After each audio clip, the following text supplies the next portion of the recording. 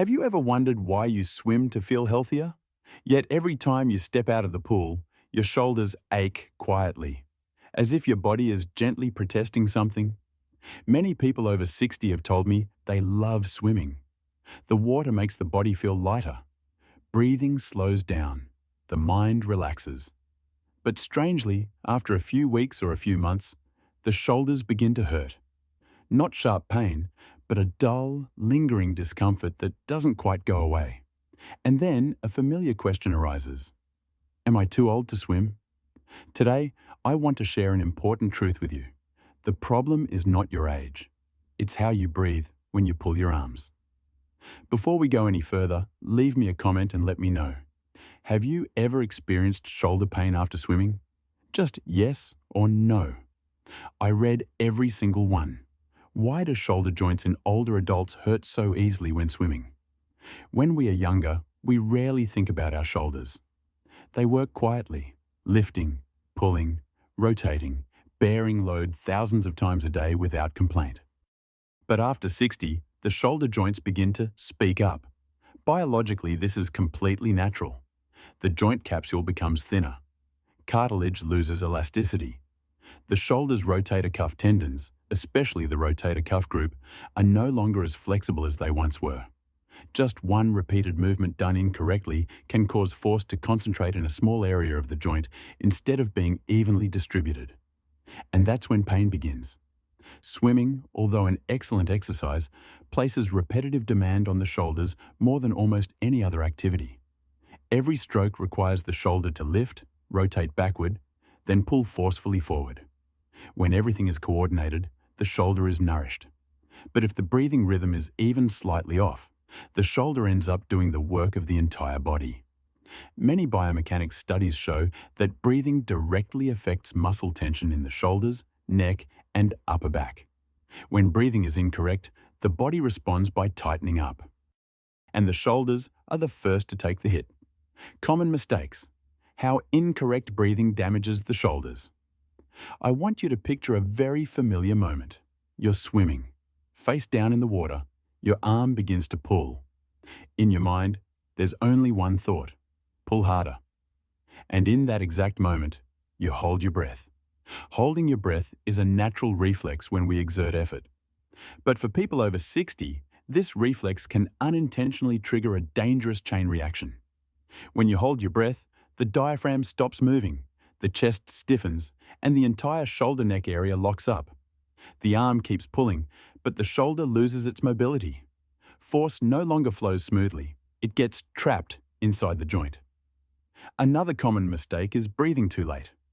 Many swimmers inhale only after their head has almost fully turned out of the water. At that moment, the arm is in its strongest pull phase, the neck twists abruptly, and the shoulder becomes compressed. Orthopedic specialists refer to this as a high-risk position for shoulder tendon inflammation. Some people also breathe only on one side because it feels more comfortable.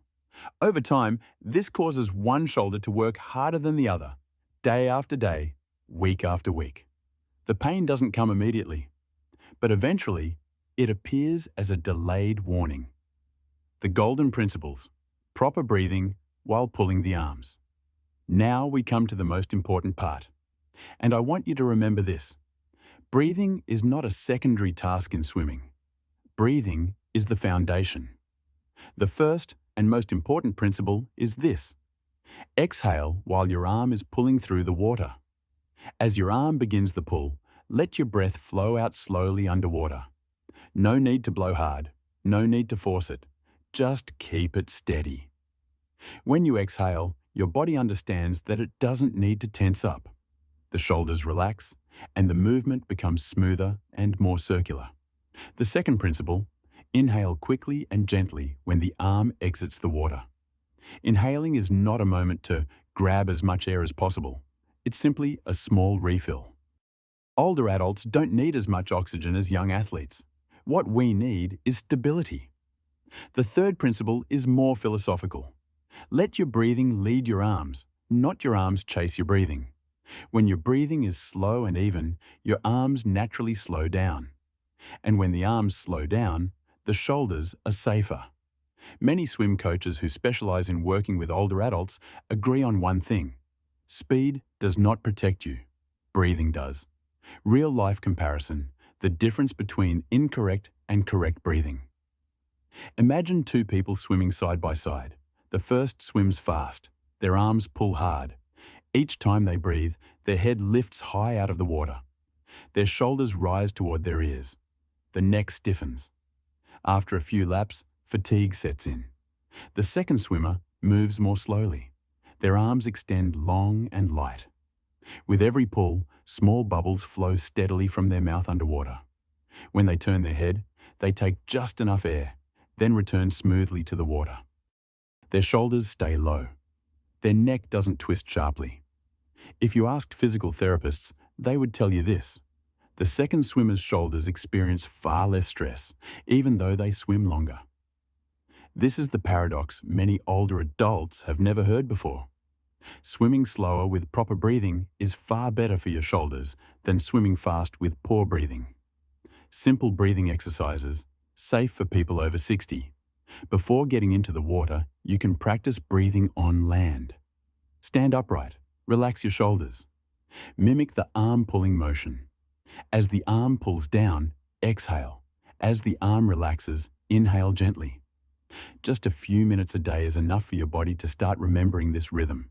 In the water, begin by swimming slowly, perhaps even using only one arm at a time. This allows you to focus on breathing without being distracted by speed. Switch arms often so both shoulders work evenly. Don't rush. At this age, the body needs time to relearn what seems simple. Signs that you are breathing correctly. When your breathing is right, you'll notice subtle changes. Your shoulders no longer feel tight. After swimming, there's no heavy sensation in the joint. Your heart rate stays steady. And most importantly, you begin to enjoy swimming instead of just trying to finish laps. Many people tell me, I feel like I'm floating now. I'm no longer fighting the water. That's a very good sign. Advice specifically for people over 60. At this stage of life, swimming is not about proving anything, not about being faster than others, not about competing with who you were 20 years ago. Swimming is about caring for the body that has carried you through an entire lifetime.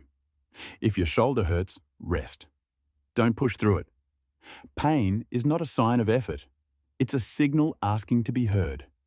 Gentle, consistent swimming with stable breathing offers far more benefit than any complicated training program. Proper breathing while pulling the arms is not an advanced technique. It is a return to the body's natural rhythm. After 60, every breath matters, and every gentle, well-aligned movement is a gift you give yourself for the years ahead. If you found this video helpful, please subscribe to Vital Health Hub. Here, we share simple, safe, and meaningful ways to live healthier every day, without rushing, without pressure, just listening to and caring for your body the right way.